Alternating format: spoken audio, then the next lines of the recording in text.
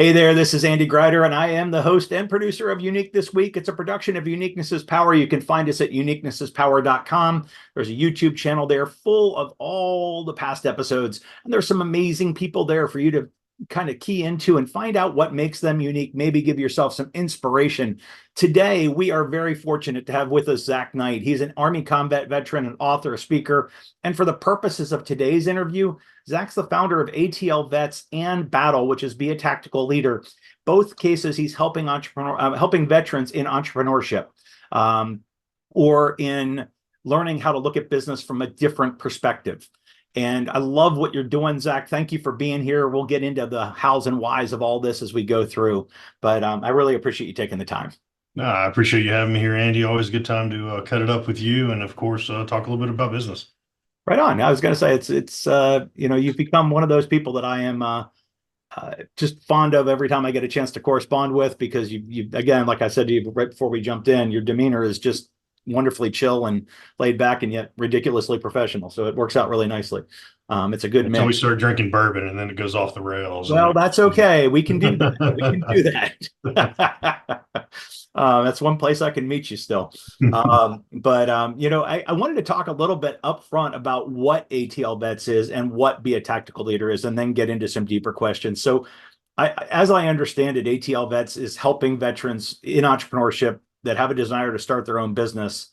Let's talk about your role and what ATLVets can provide somebody who is coming back, into civilian life and Yeah, build their own business out. yeah, absolutely. And it's kind of a unique, and ATO Vets and Battle have almost merged at this point. So there's a lot of synergy that you'll notice. And ATO Vets started, I think actually about a year ago this week, officially. We've been operating for about 3 years, but nobody counts it until the determination letter from the IRS comes through. So we are a 501(c)(3), and I've been operating officially in that capacity for about a year now. I'm born and raised here in Atlanta, so it's a beautiful thing where I always love a good branding play. So ATL, play off of Atlanta, but the ATL actually stands for Advancing the Line for Veterans.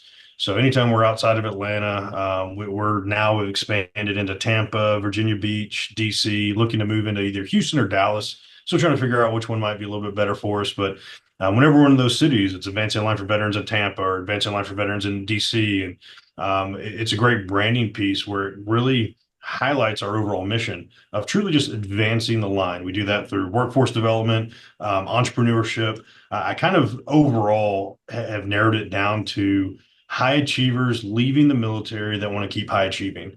Goes really well into my background and what I couldn't find. And the entrepreneurial plight. If you can't find something, you're going to go build it. And that's essentially what ATO Vets has become, something I built for what I needed. Exactly. Well, I was going to say, and you guys handle all sorts of different things from strategic planning to program development to fundraising and helping out with grant funding and all sorts of other things. So, talk about what that means to a veteran, what it meant to you when you built it out yourself. I mean, you built it for a reason, as you just Yeah. said. So Yep. let's talk about what it was that was missing, maybe, to get to there.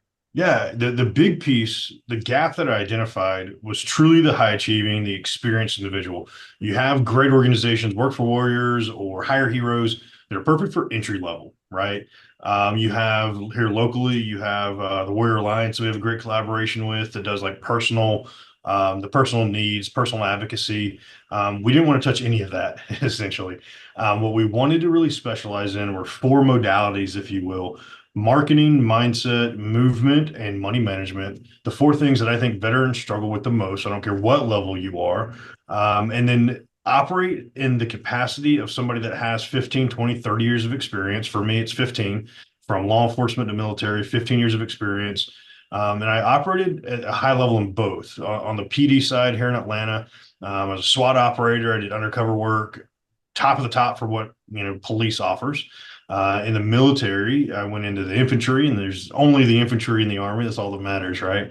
A little bit of a jab for the rest of it. And then the rest of the branches don't matter either. So it's the Army and the infantry, right? Those of us in the military will get the jokes. But then I actually deployed to the Green Berets, and so top of the level with the Army, and called a great deployment with them. Unfortunately, got injured and was medically retired due to some nerve damage in my arm. But it's thinking of somebody in that capacity that, 15 years of experience. I couldn't find a room where I could walk into with other people with 15, 20 years of experience, whether it was management, special operations.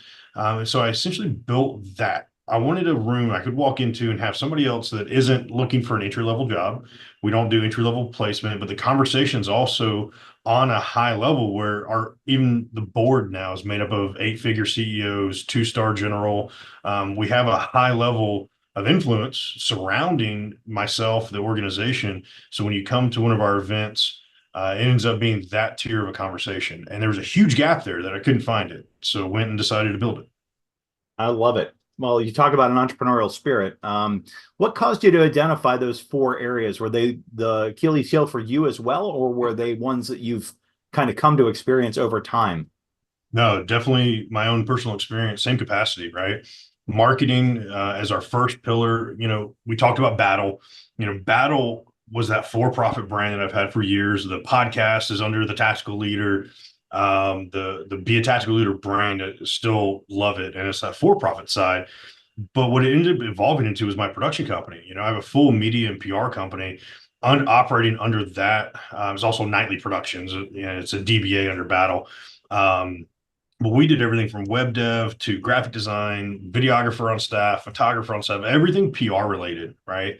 Built that ever since COVID and realized that I didn't know anything about marketing. So I didn't know how to market myself. I didn't know how to talk about transition. I didn't know how to tell my story. So I started the podcast. I wrote a book. But beyond that, it turned into, how do I share something about where I want to go as well, right? So how do you articulate stuff? And a lot of my background is redacted. So you get into these special operations worlds. We're working with one guy that was Navy, EOD, worked with the SEAL teams for 26 years. His entire resume is redacted. So Right. how do you talk about that and highlight that? So marketing is a big piece, and we start with that, which is where ATLVets is essentially engulfed Battle. A lot of the same competencies, a lot of the same capabilities. We always have a videographer. We always have a photographer at our events. We're hosting about 10 events a month. So building stages for veterans to get on, building rooms for veterans to get in. Mindset is an obvious one, 22 a day. Everybody's heard that piece. The movement pillar that we have, I've seen veterans go two directions. Either you keep in the vein that I'm in, where I wake up at 4 a.m. every day and go to the gym, or you stop everything completely because nothing is engaging anymore. You work out with 30 dudes or 40 dudes for 10, 15, 20 years, going to LA Fitness, it doesn't really do that same thing, right? So there's that community engagement piece with the movement, which we host. Just last week, we hosted a workout at Mercedes-Benz Stadium. We're doing another one in a couple of weeks where we're all at the field of Mercedes-Benz Stadium where the Falcons play. Like that's a heck of a workout in a community piece. And then the final one, money management. Yeah, every veteran sucks at money management. We don't know how to, when we transition, it's all right, now we don't have the stable income. We have to worry about how housing gets paid, where are we getting our groceries from, childcare, all the things that the military supports us in. And all of a sudden, you're no longer supported in those veins. So money management becomes a really interesting piece. And as we develop those four modalities in workforce development and entrepreneurship, it's the same for both. Whether you're an entrepreneur where you want to get into business, like go work at a corporate job, you don't want to start your own thing. Well, that workforce development piece is just the same thing we're teaching entrepreneurs. And those four pillars I found to really be the crossroads of everything that people are struggling with. Man, wow. You touched on so many things in there, whether it's marketing mindset, movement, or money management. By the way, I must have at least a quarter of me that's a military veteran because I'm stuck at money management too. But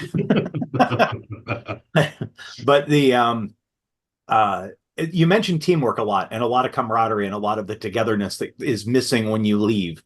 I think the other things that I've heard you talk about in the past were having to be more adaptable and much better at communication, because a lot of times folks find themselves not necessarily being able to communicate at the level they want to if they're going to own a business. Would that be accurate? 100%. And that's why I made the marketing pillar titled marketing, because so many people are like, oh, so you teach social media? Yes. And right. Oh, you teach people how to speak? Yes. And right. So I kept it kind of broad into marketing, because when you think about an entrepreneurship, when you market something, it is digital marketing, in-person marketing, media, sales, right? All of that goes into, you have to craft your pitch. Well, you're either pitching your business or you're pitching yourself to an employer, Right. right? So marketing kind of encapsulated all of that, and it lets us go, it lets us be very adaptable in what we want to focus on, whether one quarter it is public speaking, where I'm a Dale Carnegie certified guy, where I used to teach Dale Carnegie here in Atlanta. So it's one of those, I can bring in some Dale Carnegie leadership, but he also did a lot of public speaking coaching and training, right? Right. So it might be that modality, or hey, podcasting. You know, a stage is a stage, whether it's virtual or in person. So hopping on a podcast like that and be able to tell your story, and not only tell your story, what's the call to action? How can we help each other, right? That call to action, the CDA for entrepreneurship and business, but veterans hate asking for help. So they don't want to give a call to action. But that's another piece that you can craft really well to say, hey, this is how you can support what we're working on. And that's another piece that we really focus on in the marketing vein. It's funny because I found that I'm another person that doesn't care to ask for help per se. I like to give help more than I like to ask for it.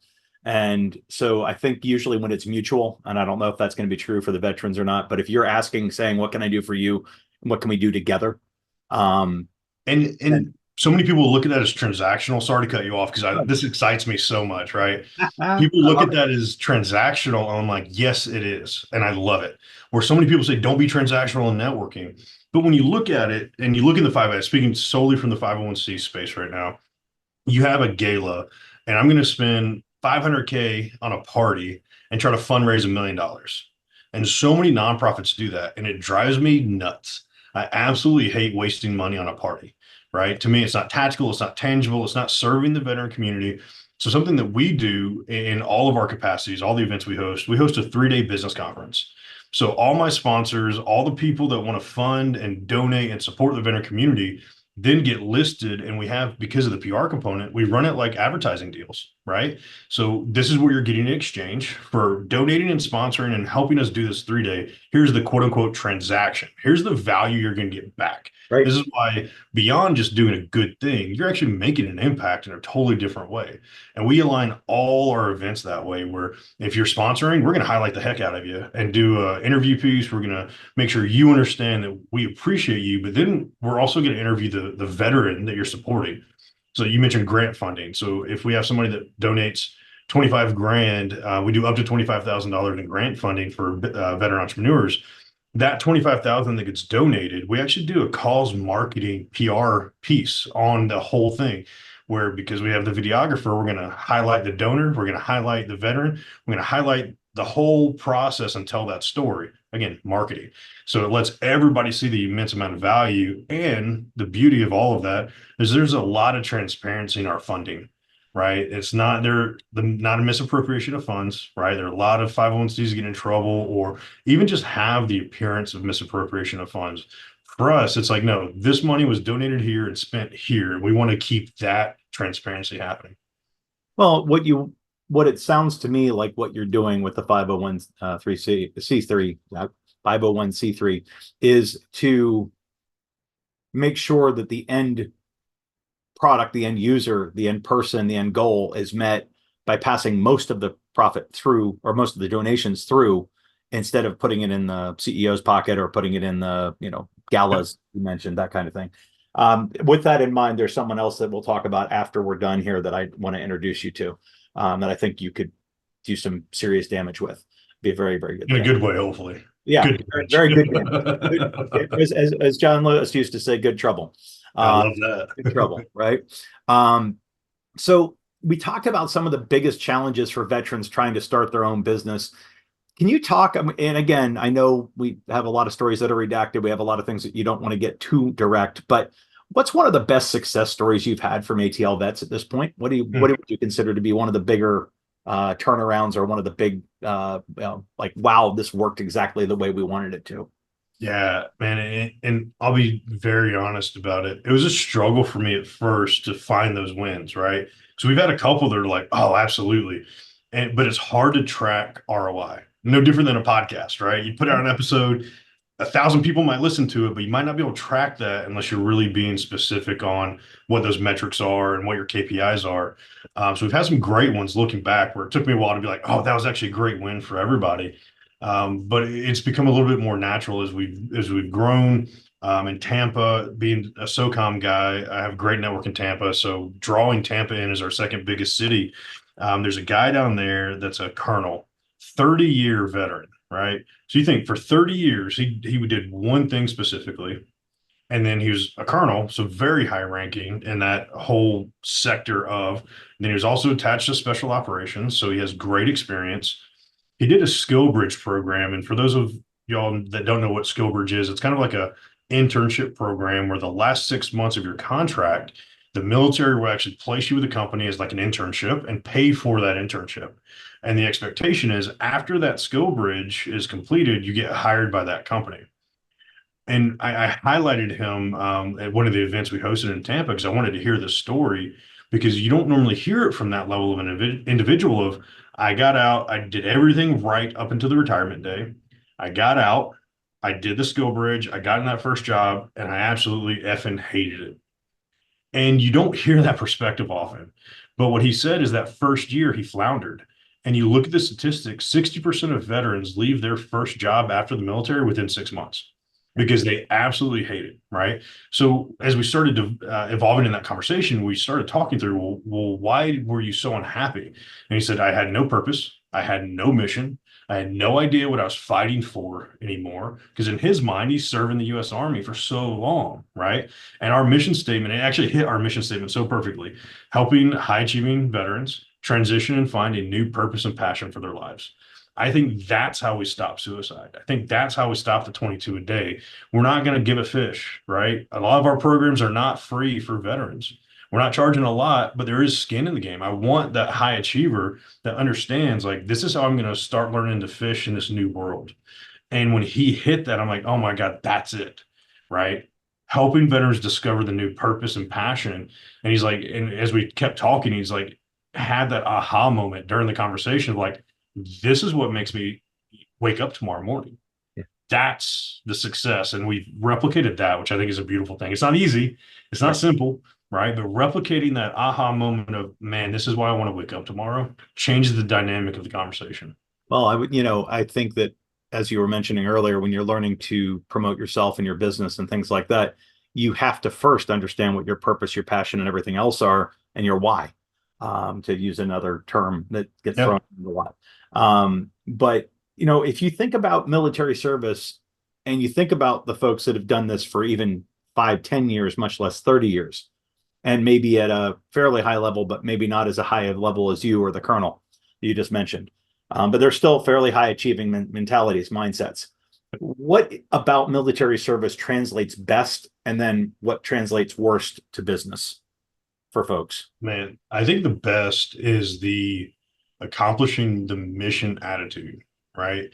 And in the military, it can be one of those things that's actually the hardest for us, right? The compartmentalization of, I got to continue the mission, even though my battle buddy just got shot and is bleeding out on the ground. I have to continue the mission, right? And that's a real life happened to me, right? Happens to a lot of veterans where you see this happen and your comrade gets shot and you want to take care of that, but you have to continue the mission because there's so much more at stake, right? And that mindset, if you can harness it appropriately as an entrepreneur, or if you're an organization hiring veterans, and you can harness that, here's the mission I want you to accomplish, then just stand back and watch. And that veteran, I guarantee you will accomplish that mission, right? We are so mission oriented. That's the hard part though, right? That's the caveat is like, you have to be able to engage a veteran like that to keep them engaged. And then that mission is going to happen. That's the best piece I think we bring. The worst piece I think we bring is you already said it, the communication, right? And my better half, who's my better three quarters, I'll be honest, she's amazing. She runs all our workouts with the nonprofit. She has her own corporate wellness company. It took her, who she is a civilian, right? But the prettiest drill sergeant I've ever had. Blonde hair, blue eyes, 5'10", muscular, fit, makes me do push-ups every morning, loves making men cry. I'm like, she really is the perfect drill sergeant. I have to give her credit, man. She's one of those that helps keep me in line with that communication because there are times of I'm task oriented and she says something, my tone comes back out of like talking to a Joe, right? And I was like snap at her and she'd be like, no, no, no, no, I'm not one of your soldiers. You don't say that to me, right? And it's not like I'm being mean or hateful. It's just like being inattentive, right? And I think in the corporate world and the entrepreneurship world, veterans struggle with that piece. How do we be I attentive to think our you just nailed. communication? I think you just nailed the 6 month issue. Yeah, Yeah, there's no mission, and the communication back to somebody doesn't always go as well as it should, and it yep, causes friction. I 100%. certainly heard that before, and I think that you're so spot on with so much of this. Um, if somebody wanted to be able to reach out and help you as a 501c3 or help in some way in promoting battle, what would be the best ways for them to do that? Yeah, for ATLVets, and again, it's advancing line for veterans. So if you're not in Atlanta, we're still coming to you, right? If you go to our website, atlvets.org, we have a couple different arenas that I'm really excited about. Our flagship program, VetOps, Veterans Optimizing Professional Success. We do monthly workshops along with some virtual. Think about a mastermind as an entrepreneur, right? It's essentially our version of a mastermind. And that's a program where if you know a veteran, you care about a veteran, send them that information. If you're not a veteran and you have insights that you've gleaned for the last 20, 30 years, and you're that high achiever, come into the room with us because I love the civilian perspective because I want to learn something that the Army didn't teach me, which means I need a civilian in the room, right? That would be a great avenue. We're, of course, always looking to get sponsors for events and stuff. And every 501c needs money, but know that there's going to be that piece back and forth, right? For ATL vets, that's the big piece. For battle, go support ATL vets. And honestly, like battle shifted down quite a bit. We still have the podcast rolling.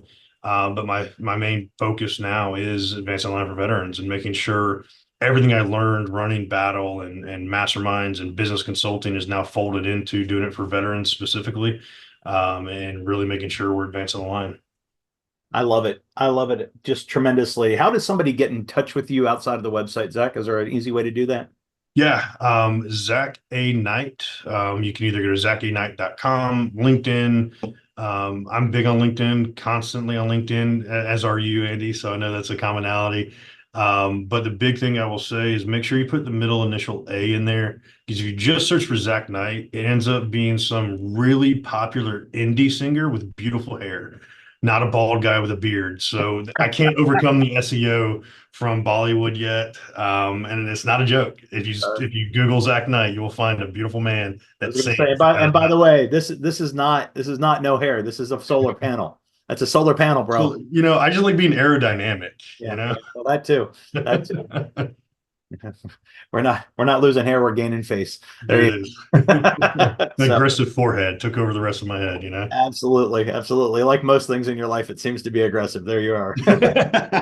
Very true. All right. So let me go ahead and close things out here, if I may. Zack Knight, it was an absolute pleasure to have had you here. Thank you so much for taking the time. Advancing the line is absolutely key. It's now outside Atlanta. It's in Tampa. It's in DC. It's in Virginia Beach. It's going to be in Houston or Dallas coming up soon. And I'm sure Zack will have many other places this will end up because it is a needed service. It is something that is essential. We want to get away from the 22 a day. We don't even want 2.2 a day. We want to get people back in line with mission, in line with purpose, in line with something that matters to them, and give them something to go accomplish and do in that same mindset and modality that they had. So if you're a veteran and you want to help out or you want help, either way, if you're someone who wants to support the vets, this is a great way to do it without just giving a bunch of, excuse me, bullshit lip service to supporting vets, because a lot of people will say they want to, but they don't ever really do anything that matters. This is a way to help with something that matters. So take the time, reach out to Zack. It's Zack A. Knight, very important, so you don't end up with Bollywood Zack. And we'll put the contact information up on the screen, the LinkedIn profile up on the screen, everything else. Again, Zack, thank you very much for taking the time today. It's a real pleasure. I appreciate you, Andy, and thank you for everything you're doing, my friend. That's my pleasure. This is Andy Grider. I'm the host and producer of Unique This Week. We'll be back again soon with another episode with another unique guest who's doing something cool, something special, something out of the ordinary, whether it's supporting a niche group or whether it's doing something that's niche, whatever it happens to be. We'll be back with it. Check out the YouTube channel at uniquenessispower.com, and we look forward to hearing from you. Outreach and new guests are always welcome. Thank you.